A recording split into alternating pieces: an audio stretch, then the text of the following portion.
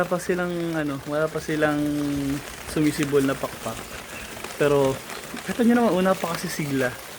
Yan o, napakasigla.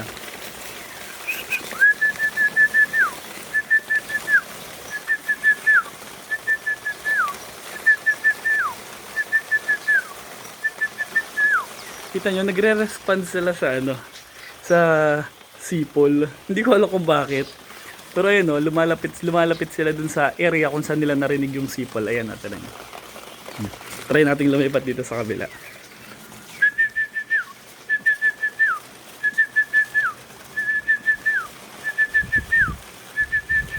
Kita nyo? No? Lumalapit sila, nakakatuwa.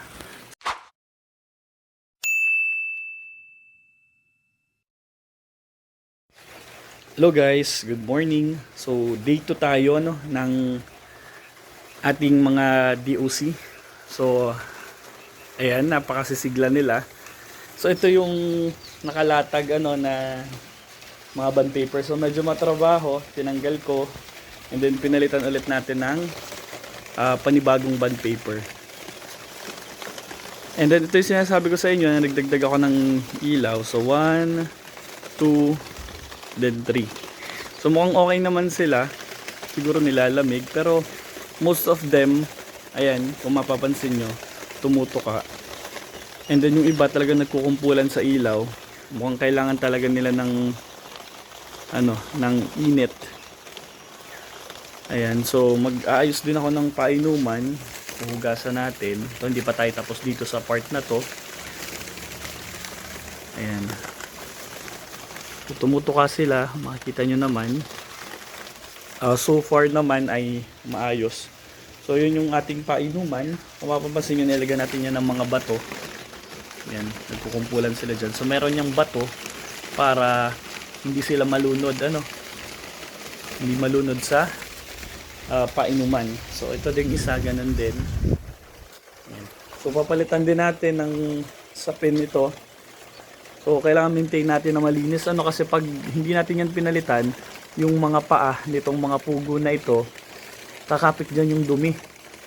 Kakapit dyan yung dumi, tapos mahirapan silang maglakad. Yun yung dapat na iwasan. So ang patukan natin, ayan. So okay naman. Ito po ay Lucky 4A na chick booster. So ubusin natin yung isang sako bago tayo magpatuka ng starter mash. So ito yung ating tubig. Wala, normal na tubig lang naman tong natin. Inilalagay natin.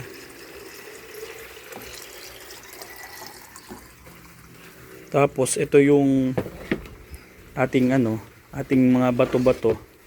So hugasan lang natin ulit yan bago natin ibalik dito. So bago ko to nilagay ditong mga bato na to, hinugasan ko rin to ng konting sabon, tapos hinugasan ko ulit ng mabuti, So pagka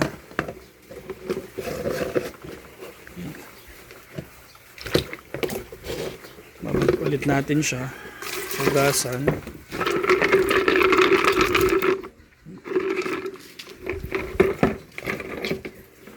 Saka natin ulit ilalagay dito. So ang purpose niyan is para hindi malunod yung mga pugo.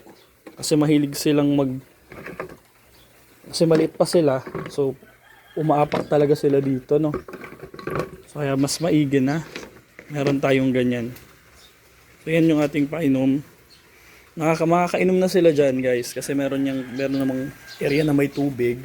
So safe na yan para sa kanila, para hindi sila mahulog na lunod dyan sa painuman.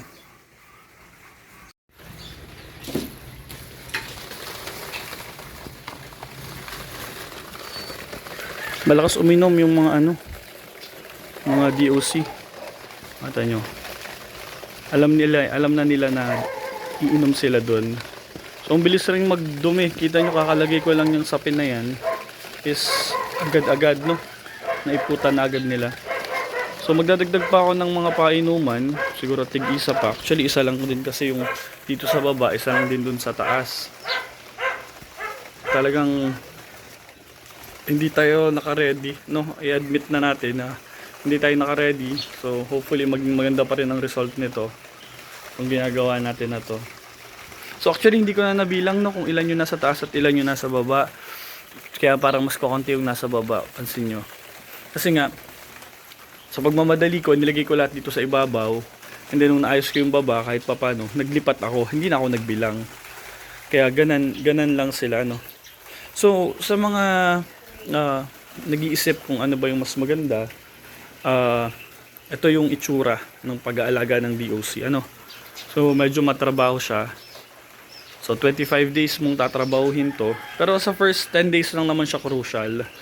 Yung mga susunod na araw, pag sinibulan na sila ng pakpak and nakasurvive sila, ayun, doon mas magiging mas madali at mas maayos yung inyong pag-aalaga. So guys, ito yung second day natin or day 2 ng pag-aalaga natin ng DOC, ano.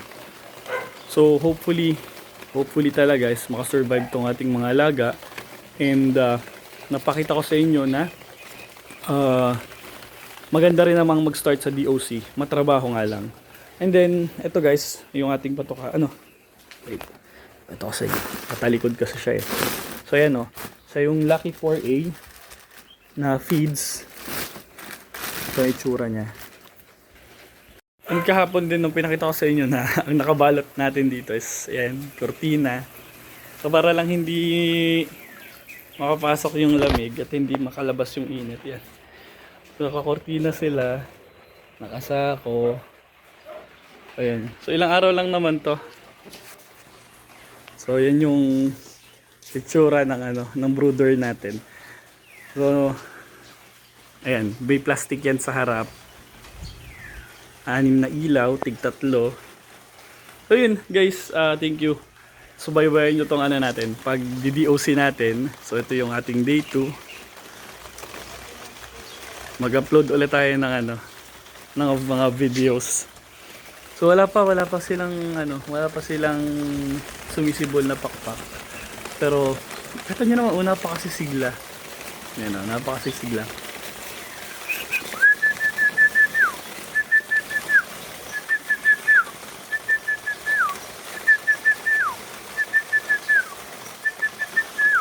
Kita nyo, nagre-respond sila sa ano, sa sipol. Hindi ko alam kung bakit. Pero ayun, oh, lumalapit sila dun sa area kung saan nila narinig yung sipol. Ayan natin. Try nating lumipat dito sa kabila.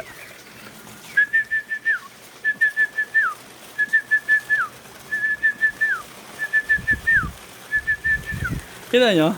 No? Lumalapit sila, nakakatuwa. So baka akala nila yun yung ano nila, parent. Kaya ganun. So ayan guys, yan yung itsura natin ng ano, itsura ng setup natin sa pagdi-DOC, no. So second day natin ngayon and hopefully maging maganda ang ating progress.